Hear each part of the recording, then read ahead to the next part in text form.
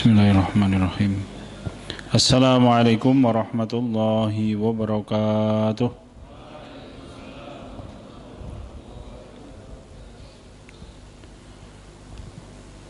Alhamdulillahi rabbil alamin. Innal hamdalillah nahmaduhu wa nasta'inuhu wa nastaghfiruh. Wa na'udzu billahi min shururi anfusina wa min sayyiati a'malina. May yahdihillahu fala mudilla lahu wa may yudlilhu fala hadiya lahu. Asyhadu an la ilaha illallah wahdahu la syarika lahu wa asyhadu anna Muhammadan 'abduhu wa rasuluh alladzi la nabiyya wa la rasulah ba'dah. Allahumma shalli ala Muhammadin wa ala alihi wa ashabihi wa mawala. A'udzu billahi minasy syaithanir rajim. Ya ayyuhalladzina amanu taqullaha haqqa tuqatih wa la tamutunna illa wa antum muslimun. Alhamdulillahirabbil alamin. Hadirin sekalian, bapak-bapak, ibu-ibu dan rekan-rekan sekalian yang dirahmati Allah. Alhamdulillahirabbil alamin. Yang pertama saya wasiatkan untuk diri saya dan hadirin sekalian, marilah kita bertakwa kepada Allah Subhanahu wa taala dengan sebenar-benar takwa. Mari kita taati ajaran Allah, kita laksanakan dengan seluruh kemampuan yang kita miliki. Kemudian kita berpegang teguh dengan ajaran Allah. Itulah makna dari nasihat Kanjeng Nabi kita Muhammad SAW. Pada waktu ada seorang sahabat yang meminta nasihat kepada Nabi kita Muhammad SAW dengan nasihat yang singkat tetapi mencakup seluruh dari isi Islam. Sahabat ini menyampaikan, ya Rasulullah, kulli fil islami qawlan la as'aluhu ghairaka. Ya Rasulullah, nasihati aku dengan satu kalimat, yang kalimat itu tidak perlu aku tanyakan kepada siapapun selain Anda ya Rasul. Jadi Rasul kita itu diminta oleh seorang sahabat untuk memberikan nasihat yang sederhana, mencakup seluruh urusan dan memahaminya gampang. Ini hanya bisa dijawab oleh orang yang super cerdas, Bapak-bapak. Jadi dia bisa memandang seluruh perkara, diambil intinya, kemudian intinya disampaikan dengan bahasa yang sederhana, semua orang paham dan itu mencakup seluruhnya. Apa sabda dalam Kanjeng Nabi kita Muhammad SAW? Belum menyampaikan kul amantu billahi tsumma istaqim. Katakanlah aku beriman kepada Allah, kemudian istiqomah. Ya, ini nasihat yang sangat besar hadirin. Jadi Allah Ta'ala melalui lisan Rasul kita Muhammad SAW di dalam hadis ini memberikan kita perintah agar kita bersungguh-sungguh di dalam beriman kepada Allah. Ya, karena ini adalah ungkapan kita di hadapan Allah, aku beriman kepada Allah. Beriman dalam artian membenarkan dengan hati kita, kemudian lisan kita mengikrarkan, kemudian badan kita dan hati kita melaksanakan sepenuhnya. Setelah itu istiqomah. Keadaan apapun yang menimpa kita tidak membuat kita surut ke belakang berhenti mentaati Allah. Karena kadangkala manusia itu kadangkala sebenarnya mungkin kalau panjenengan sami dipilih oleh orang yang tidak kadangkala ini. Rela meninggalkan Allah Subhanahu wa taala untuk berbagai kepentingan duniawi. Dan itu realita yang muncul di tengah-tengah kita. Maka kemudian tugas kita adalah mengupayakan agar kita ini menjadi orang-orang yang teguh di dalam mentaati Allah. Nabi kita Muhammad SAW saja, ibu-ibu, bapak-bapak, berdoa kepada Allah agar diberi keteguhan hati. Rasul kita berdoa, Allahumma inni as'aluka tsabata fil amri wal azimata fil rusdi. Allahumma inni as'aluka syukra ni'matika wa husna ibadatika. Allahumma inni as'aluka qalban saliman wa lisanan shadiqan. Allahumma inni astaghfiruka lima ta'lamu wa na'udzubika min syarri ma ta'lamu innaka anta 'allamul ghuyub. Donga yang biasa dibaca oleh Rasul kita Muhammad SAW. Allahumma inni as'aluka tsabata fil amri. Wahai Allah, Sungguh aku memohon kepadamu as-sabat, keteguhan hati di dalam menetapi ajaranmu. Kenapa hadirin sekalian? Karena orang yang beriman dan mentaati Allah pasti diuji. Dan ujian yang dihadapkan oleh Allah kepada seseorang mampu untuk menggelincirkan hati manusia. Dunia dengan seluruh isinya itu mampu membalik hati yang sebelumnya taat kepada Allah menjadi hati yang memusuhi Allah Subhanahu wa taala. Contohnya sinten? Contohnya Bal'am bin Ba'ura. Wala azimata fir rusdi, wahai Allah aku memohon kepadamu semangat di dalam mengikuti petunjukmu. Kenapa? Karena kadangkala semangat manusia al-azm atau al-azimah sudah kita bicarakan nggih manzilatul azimah, monggo catatannya dibuka kembali, adalah amal hati yang sangat penting di dalam Islam. Kenapa? Karena semangat itu akan mengarahkan manusia menuju kebaikan. Kalau Imam Ibnul Qayyim al-Jauziyah rahimahullah menyampaikan bahwa seseorang, ibu-ibu, bapak-bapak, akan mencapai keimanan itu caranya dua, dan dua-duanya harus dimiliki. Tidak bisa hanya menggunakan satu cara saja. Apa kata beliau? Satu al-ilmu, yang kedua sidqul iradah. Ilmu, yang kedua sidqul iradah. Sidqul iradah itu kalau seorang ulama Syekh Ali Al-Hakami menyebutnya dengan sidqul azimah, sama itu. Jadi kalau kita kepengen mencapai derajat keimanan yang benar, tinggi di hadapan Allah, caranya adalah al-ilmu. Kita tahu caranya bagaimana mentaati Allah dan beriman kepada Allah. Dan ilmu Islam itu cakupannya sangat banyak. Setelah itu sidqul iradah atau sidqul azimah. Sidqul iradah niku napa? Semangat. Kenapa hadirin? Ini penting karena dua ahlul kitab itu kehilangan salah satunya. Al-maghdub, orang-orang Yahudi, orang yang dibenci oleh Allah, itu kehilangan azimah, kehilangan sidqul iradah. Dia punya ilmu kebenaran, tapi dia tidak punya keinginan sedikit pun untuk mentaati ilmu kebenaran itu. Ya, mana yang hilang dari orang-orang al-maghdub? Yaitu sidqul iradah atau sidqul azimah. Sedangkan orang-orang yang dhallun, orang-orang yang tersesat, yaitu orang-orang An-Nasara, itu adalah orang yang kehilangan ilmu. Dia punya semangat untuk mentaati Allah, tetapi karena semangat yang dimiliki tidak diarahkan dengan ilmu, justru semangat itu melemparkan dia ke dalam perbuatan yang sangat dibenci oleh Allah.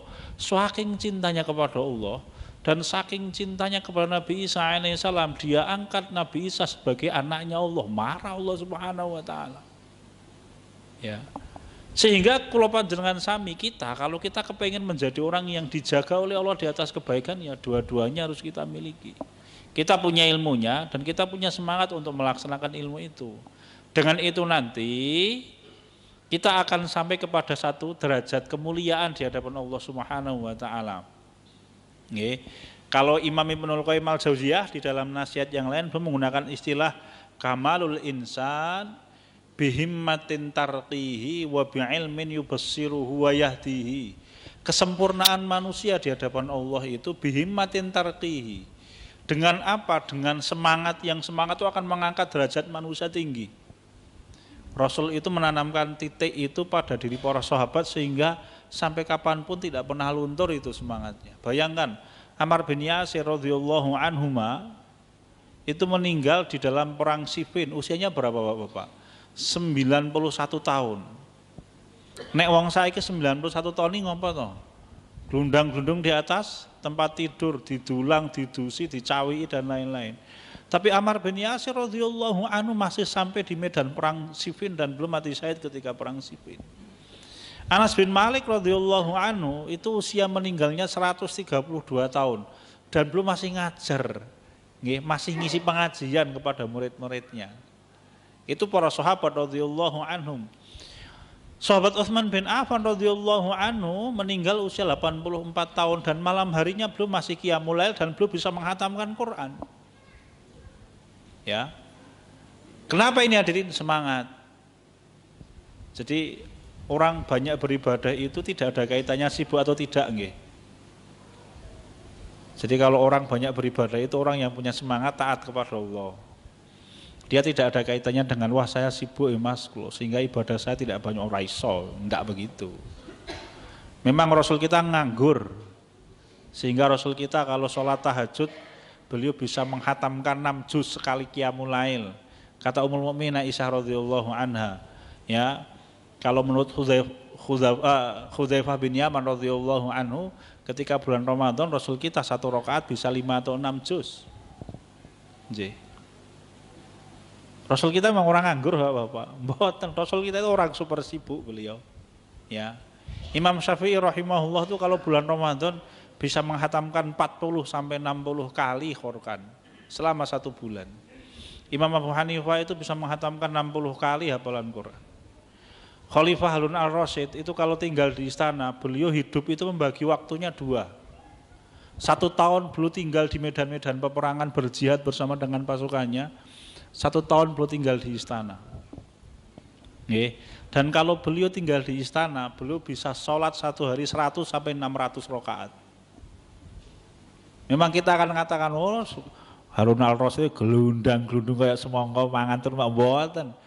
Beliau orang super sibuk, ibu-ibu, bapak, super kaya. Kalau kita katakan kaya, zamannya Harun al-Rasyid itu seorang juru tulis. Itu gajinya 1 bulan, 1 tahun 30.000 dinar. 90 miliar gajinya bapak-bapak, ibu-ibu.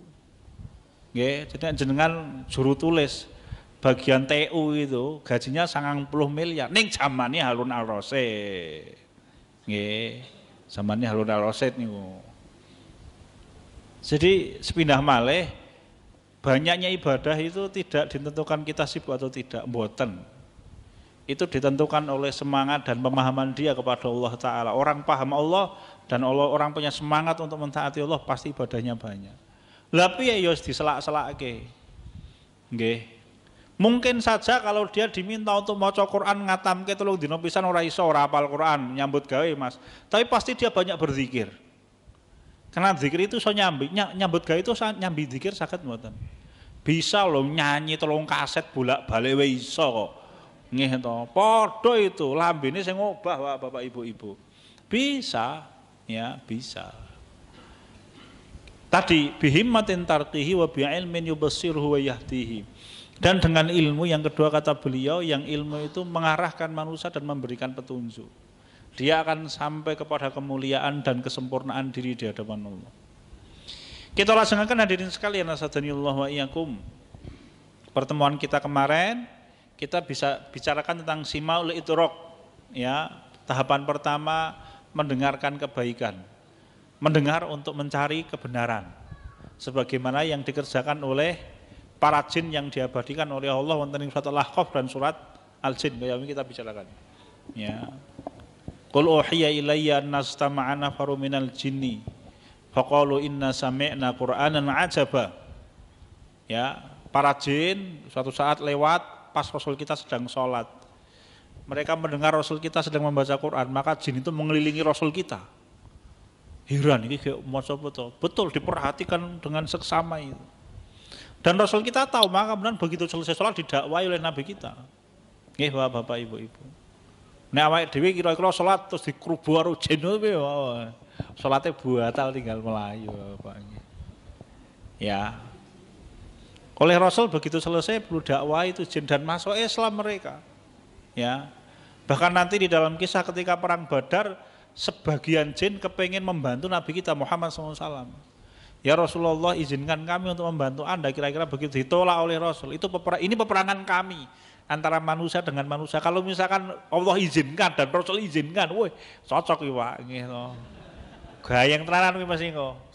Wah Abu Jalal agar mlayu srekal, njungkel dhewe. Wah betul Bapak. Wah apik kuwi Pak. Tapi Rasul kita tidak mengizinkan. Rasul kita mengatakan ini peperangan kami manusia. Tidak diizinkan oleh Rasul kita Muhammad sallallahu alaihi wasallam. Yang kedua adalah simaul fahm wal akal. Ya, mendengarkan kebenaran tujuannya untuk memahami dan menggunakan akal. Agar apa? Agar dia semakin paham. Kenapa? Karena sesungguhnya derajat manusia itu sangat tergantung setelah dia mengetahui Islam, pemahaman dia. Dari mana kita tahu? Dari sabda dalam kanjeng Nabi kita Muhammad SAW, ya, may yuridillahu bi khairan yufaqihu fiddin. Siapapun orang yang mana Allah berkehendak untuk memberikan kebaikan bagi orang itu, yufaqihu fiddin. Maka Allah menjadikan orang itu paham terhadap agamanya. Dia tahu harus bersikap dalam kondisi apapun, itu orang yang paling selamat. Dia paham kemudian dia laksanakan, maksudnya lonjeh. Kita tidak membicarakan tentang orang yang hanya kenal Islam dan paham Islam yang tidak melaksanakan, itu bukan di dalam pembicaraan kita ya, dan insya Allah kita bukan tipe-tipe orang yang seperti itu. Didengarkan, dipahami, semakin paham dan semakin kuat pelaksanaannya, semakin mulia orang itu di hadapan Allah Subhanahu wa taala. Ya. Pernah kita ceritakan nggih, Abdullah bin Abbas yang masih kecil itu dijadikan oleh Umar sebagai bagian dari tim penasihat beliau kalau bahasa kita sekarang. Kenapa? Karena pemahaman dia terhadap Islam. Jadi pemahaman terhadap Islam itu mengangkat derajat para ulama tinggi. Hasan al-Basri itu mantan budak. Tawus bin Kaisan itu mantan budak. Tapi ketika mereka menjadi orang yang paham terhadap Islam, ya, para penguasa di Basra mendengarkan betul apa nasihatnya Hasan al-Basri rahimahullah. Para penguasa Muslim di Yaman sangat mendengarkan nasihatnya Tawus bin Kaisan rahimahullah. Kenapa hadirin? Karena keimanan dan pemahaman mereka terhadap ajaran Islam. Maka mari kita jadikan diri kita orang yang memahami Islam. Kalau misalkan kita merasa, waduh kalau pun tua mas, paling tidak anak-anak kita yang akan menjadikan bagian dari diri kita ini orang-orang yang paham terhadap Islam. Pendidikan anak kita setting sedemikian rupa agar menjadi orang-orang yang memahami Islam. Oke. Begitu hadirin sekalian, nasadhaniyallahu wa iyyakum. Maka saya cerita saya. Kalau saya punya cita-cita seluruh anak saya, seluruh itu tahu banget, mengloro lari kula wae. Perempuan dan laki-laki. Tapi saya pengen semuanya jadi orang yang alim terhadap Islam. Masalah engko dua diopo sakarepmu, sing penting kowe dadi ulama. Ya. Mau jadi apa wis terserah panjenengan, tetapi yang penting jadi ulama sih. Ya. Kenapa hadirin sekalian? Masa depan kita di akhirat butuh disetting, sedangkan masa depan dunia itu dijamin oleh Allah. Siapa yang menyampaikan? Allah. Allah menyampaikan tentang masa depan dunia kita itu apa? Panjenengan buka surat Al-Hajj ayat ke-11. Allah menyampaikan, a'udzubillahi minasyaitonir rajim, wa laqad makkannakum fil ard wa ja'alna lakum fiha ma'ayish qalilan ma tashkurun. Allah Ta'ala menyampaikan wa laqad makkannakum fil ard, ayat ke-10 nyuwun ngapunten, bukan ke-11 nih. Dan telah kami dipapanke, kami tempatkan kalian di muka bumi ini wahai manusia. Wa ja'alna lakum fiha ma'ayish, dan kami ciptakan bagi kalian kebutuhan hidup kalian di muka bumi ini. Ya, jaminan dari Allah Ta'ala. Di dalam ayat yang lain Allah menyampaikan, a'udzubillahi minasyaitonir rajim, wa ma min dabbatin fil ardi illa 'alallahi rizquha. Tidak ada binatang melata satu pun di dunia ini, meskipun itu hanya seekor semut, kecuali Allah yang menjamin rezekinya. Jadi rezeki dunia kita itu dijamin oleh Allah Ta'ala. Tetapi rezeki akhirat kita boten Bapak, kita tidak tahu. Kita tidak tahu. Maka saya pribadi termasuk orang yang tidak terlalu pusing. Anak saya lulus mangke oleh ijazah SMP Porai, tidak terlalu pusing nek kula niku. Lari kula nyampaikan, saya kepengen kuliah, oh iya nanti kita persiapkan nabung. Sejak sekarang kita udah nabung untuk lari kula ning kuliah. Ming lari kula itu sekolah di sekolahan yang tidak ada ijazah SMP nih.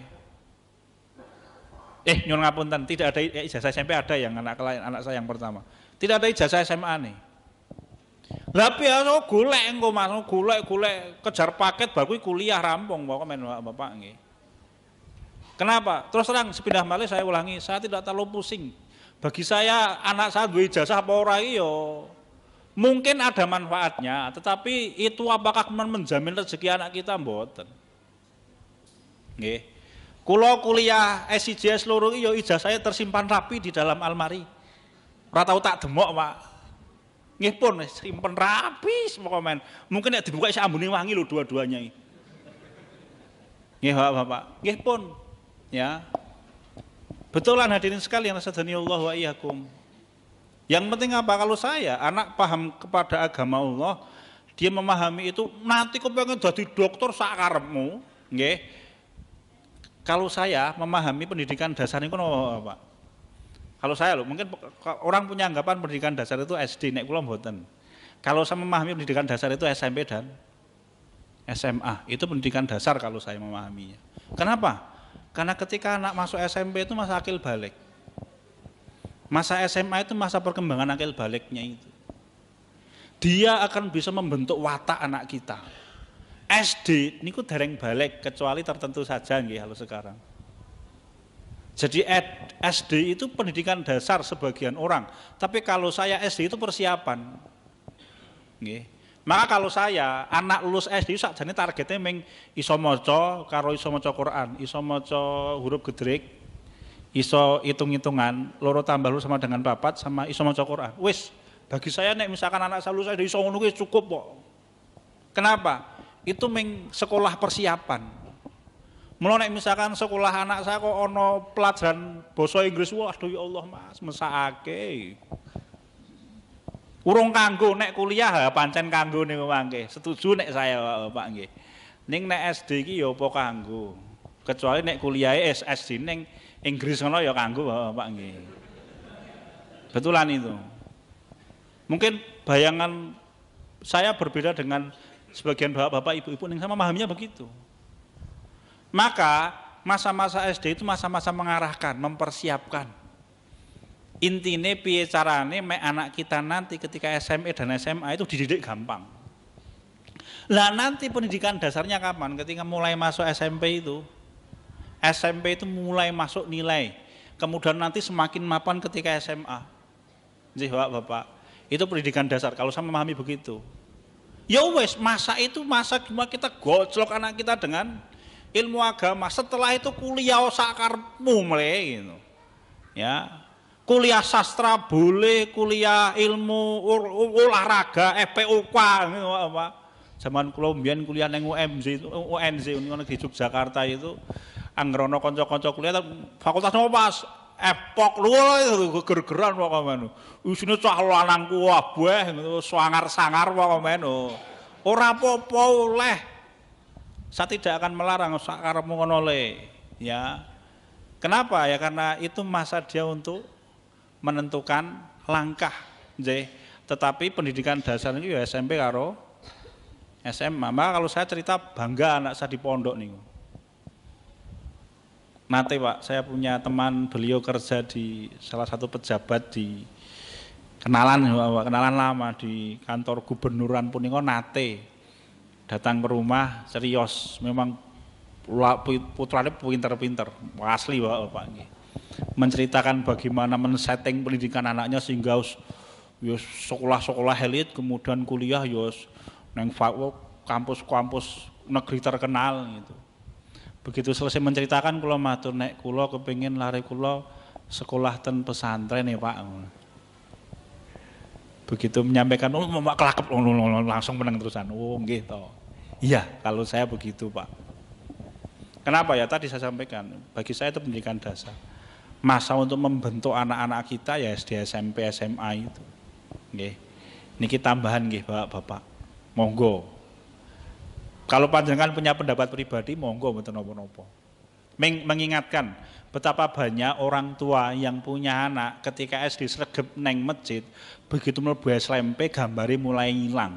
Begitu masuk SMA niku gambare ketoke neng pinggir dalan karo neng alun-alun. Oh nggih mboten.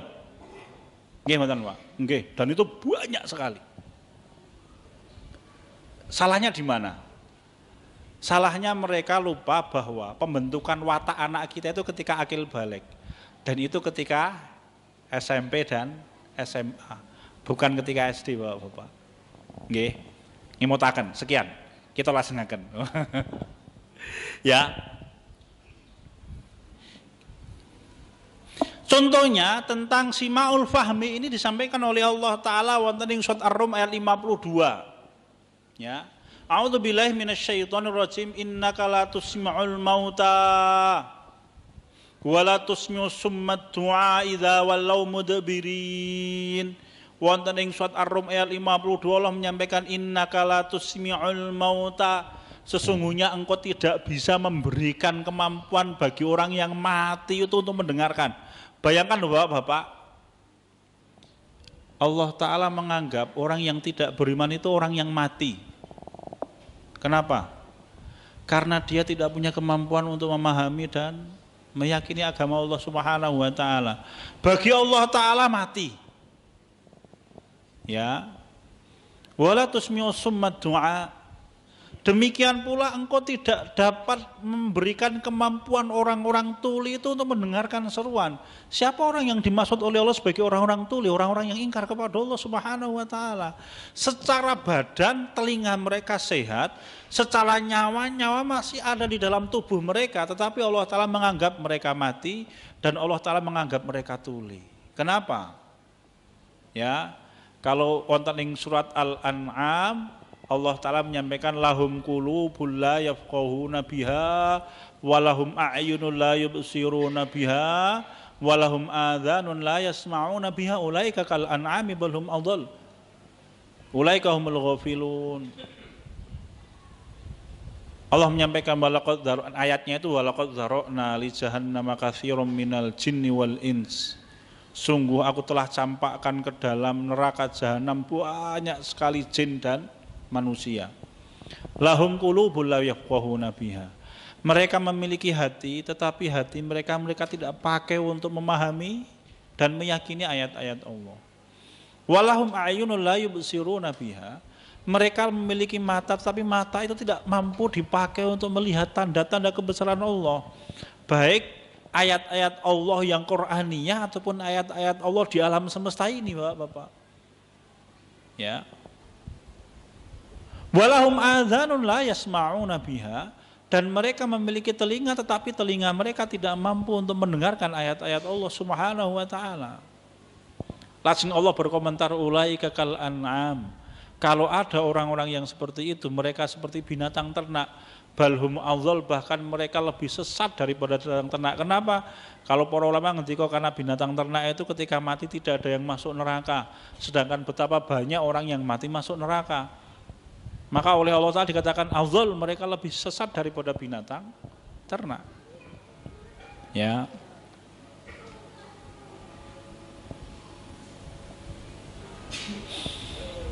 Wonten ing surat Fatir ayat 22 Allah Ta'ala menyampaikan, ya, Allah bertanya kepada kita tentang apakah sama antara orang-orang yang hidup dengan orang-orang yang mati. Kemudian Allah menyampaikan innallaha yusmi'u may yasha' wa ma anta bimusmi'im man fil qubur. Sama. Allah menganggap bahwa orang yang tidak mampu memanfaatkan pendengarannya untuk memahami ayat-ayat Allah dengan cara mendengarkan, itu bagi Allah Ta'ala orang itu mati. Wa ma anta bimusmi'im man fil qubur, dan engkau tidak akan bisa memberikan kemampuan bagi orang yang di dalam kuburan itu kemampuan untuk mendengarkan. Wonten ing ayat yang lain Allah menyampaikan innama yastajibul ladzina yasma'un wal mauta yab'atsuhumullahu tsumma ilaihi yurja'un. Ya. Allah menyampaikan innama yastajibul ladzina yasma'un. Sesungguhnya orang yang mampu mendengarkan dakwahmu wahai Muhammad hanyalah orang yang mendengar. Yang dimaksud oleh Allah orang yang mendengar adalah orang yang memakai pendengaran mereka untuk memahami ayat Allah Subhanahu wa Ta'ala.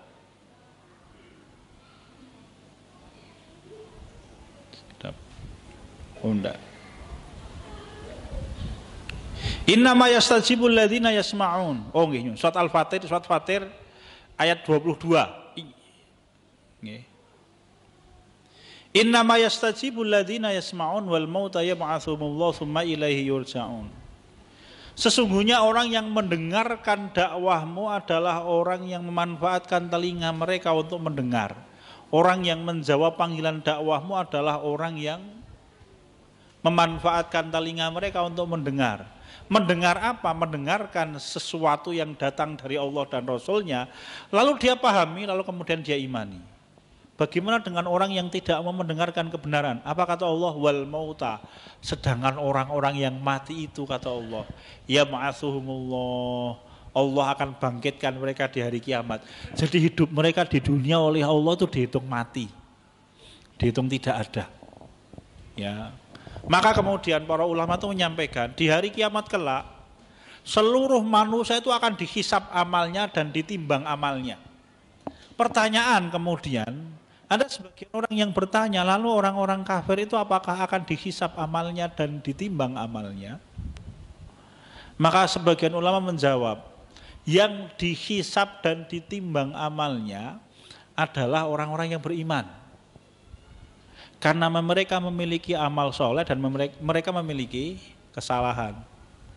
Sedangkan orang-orang kafir itu ketika dihisap itu tujuannya bukan untuk memilah antara amal soleh dengan maksiat, tetapi untuk menghinakan, kata para ulama. Jadi semuanya dihisap, orang kafir, orang yang paling ingkar kepada Allah, model Fir'aun sekalipun, itu mereka dihisap nanti di hari kiamat amalnya. Tetapi dihisap bukan berarti untuk memilah mana amal solehnya Fir'aun dan mana maksiatnya Fir'aun, buatan. Kenapa? Karena amal solehnya orang-orang kafir itu dihitung oleh Allah debu. Gitu, wa qadimna ila ma'amilu min amalin faj'alnahu haba'an mansura. Kami hadapkan seluruh amalnya orang-orang kafir itu kemudian kami jadikan seperti debu, mabur hilang kabeh. Ya, Allah menyampaikan begitu. Lalu apa yang dikerjakan oleh Allah Ta'ala yang maha kuasa? Allah Ta'ala menghisap mereka untuk menghinakan mereka di hadapan seluruh makhluk. Diunek-unek ke, dimarahi di hadapan seluruh makhluk. Ya. Begitu hadirin sekalian, maka tadi Allah menyampaikan di dalam ayat ini wal mauta yab'atsuhumullahu tsumma ilaihi yurja'un. Sedangkan orang-orang yang mati itu hidupnya tidak dihitung oleh Allah. Allah langsung mengatakan besok di hari kiamat Allah akan bangkitkan mereka dan dikembalikan oleh Allah kepada dirinya. Kan mesake nggih Bapak-bapak. Jadi ada orang yang menghabiskan waktu di dunia ini untuk berbuat, untuk bertindak, berpikir, menghabiskan seluruh energi kehidupan mereka, dan oleh Allah Ta'ala orang-orang itu dianggap tidak hidup. Siapa itu? Orang-orang kafir kepada Allah Subhanahu wa Ta'ala. Kita memohon pelindungan kepada Allah Subhanahu wa Ta'ala. Yang ketiga adalah sima'ul ijabah wal qabul. Ini tingkatan paling tinggi, yaitu mendengarkan kebenaran untuk menjawab panggilan dakwah dan menerima kebenaran Islam secara penuh. Kalau tadi dipakai untuk memahami, kemudian kalau yang ketiga itu diterima dengan sepenuh hati. Ya. Surat An-Nur ayat 51, A'udzu billahi minasyaitonir rajim, innama kana qaulal mu'minina idza du'a ilallahi wa rasulih liyahkuma bainahum ay yaqulu sami'na wa ata'na wa ulaika humul muflihun. Innama qaulal mu'minin, sesungguhnya jawaban orang-orang mukmin itu, innama itu bukan sesungguhnya nggih, tetapi sesungguhnya tapi ada tambahannya hanya. Hanyalah, ya. Karena innama itu harfu hasr. Jadi orang mukmin itu kalau diperintah oleh Allah Ta'ala dan Rasulnya jawabannya ming siji, sami'na wa ata'na. Wa ulaika humul muflihun, dan mereka lah orang-orang yang beruntung. Mereka dengarkan perintah Allah dan Rasulnya lalu mereka taati, dan tidak ada kata-kata saya tidak mau ya Rasul. Itu wataknya orang-orang Yahudi, orang-orang munafik. Nanti kita bicarakan di dalam bentuk simak yang kedua, yaitu yang dicela di dalam Islam. Qalu sami'na wa asaina, itu ucapan yang disampaikan oleh orang-orang munafik, diabadikan oleh Allah dalam surat Al-Baqarah. Nanti kita bicarakan. Ya, kita kembali ke dalam sifatnya orang-orang mukmin. Orang-orang mukmin itu ketika mendengarkan kebenaran maka dia berusaha untuk mengerjakan. Piye carane mek iso? Ya hadirin sekalian, bagaimana caranya? Ya biar bisa, biar bisa. Dan ketika telah sampai kepada mereka perintah, kalaupun kalau misalkan mereka tidak mengerjakan perintah itu karena ada uzur, karena memang ada alasan yang diperbolehkan di dalam syariat untuk tidak mengerjakan. Kenapa? Karena mereka tidak mampu. Tapi ketika mereka mampu, maka mereka akan kerjakan sesuai dengan kemampuan yang dimiliki. Ada kisah Bapak-bapak, ada dua kisah. Kisah pertama itu kisahnya sahabat Hudzaifah bin Yaman radhiyallahu anhu. Pada waktu perang Khandaq, Rasul kita berkumpul di Masjid Nabawi. Kemudian Rasul kita itu waktu sudah dikepung, kota Madinah sudah dikepung dari arah depan. Langsung Nabi kita itu menyampaikan kepada para sahabat yang hadir itu, sahabat-sahabat besar di situ. Rasul kita itu menyampaikan, apakah ada di antara kalian yang mau mencarikan informasi untukku tentang keadaannya pasukan Ahzab, maka orang itu akan menjadi tetanggaku di surga. Ya Bapak, itu saking menakutkannya kondisi. Itu tawaran Rasul itu tidak ada satu orang pun sahabat yang menerima loh. Sampai diulangi lagi sekali lagi oleh Rasul kita. Apakah ada di antara kalian yang mau sukarela ini? Rasul belum dawuh loh ini tawaran. Siapa yang mau dengan sukarela mencarikan berita tentang pasukan Ahzab, maka orang itu akan menjadi tetanggaku di surga. Itu seluruh sahabatnya diam seluruhnya. Ini tawaran ini. Sampai diulangi 3 kali tawarannya itu. Apakah ada di antara kalian yang mau mencarikan aku berita tentang pasukan Ahzab, maka dia menjadi tetanggaku di surga. Itu tawaran ketiga, para sahabat diam. Tidak ada yang berani menjawab. Kenapa? Karena kondisinya sangat menakutkan. Nah, yang keempat dawuh. Karena penting toh, 3 kali ditawari tidak ada yang sukarela, yang keempat perintah sekarang. Wahai Hudzaifah, carikan aku berita tentang pasukan Ahzab. Apa yang dikerjakan oleh Hudzaifah? Hudzaifah langsung ngadeg, Bapak. Diceritakan bertahun-tahun setelah peristiwa itu, Hudzaifah bin Yaman itu bercerita, pada waktu aku dipanggil oleh Rasul, aku merasa dilemparkan menuju kematian. Oh, sahabat besar sekali Hudzaifah bin Yaman itu ketika Rasul memanggil, wahai Hudzaifah, carikan informasi. Itu beliau merasa, wah mesti mati aku. Apa yang dikerjakan Hudzaifah? Ya Rasulullah, ini kula tos ini mencete diare niki niku kalau misalkan begitu mesti wis golek liya lho Rasul kita wonge apian. Tapi Hudzaifah tidak. Maka kemudian beliau bangkit karena beliau tahu beliau punya kemampuan. Beliau bangkit kemudian mengucapkan bismillah. Beliau melangkahkan kaki dan begitu melangkahkan kaki dan mengucapkan bismillah, Allah turunkan ketentraman di dalam hatinya. Sampai Hudzaifah itu mengatakan, maka kakiku melangkah seringan ketika aku melangkah menuju kamar mandi. Apa ada di antara kita yang ketika kepengen buang hajat terpaksa kamar mandi? Waduh, abot aku. Ora ono, mesti ringan. Oh, kenapa? Wis butuh. Dan Hudzaifah itu memberikan permintaan seperti itu. Dan ketika aku mengucapkan bismillah, maka aku melangkahkan kaki ringan, seringan aku pergi ke kamar mandi, kata beliau. Set rampung. Kisah yang pertama. Membengkaleng 2 menit pun, buatan cekap kisah yang kedua. Nggih, minjang kita lajengaken insyaallah. Semoga Allah memberikan kita keimanan, ketakwaan dan memperbaiki kehidupan dunia dan akhirat kita. Alhamdulillahirabbil alamin. Kita tutup Bapak-bapak monggo dengan doa kafaratul majelis. Subhanakallahumma wa bihamdika asyhadu an la ilaha illa anta astaghfiruka wa atubu ilaik. Assalamualaikum warahmatullahi wabarakatuh.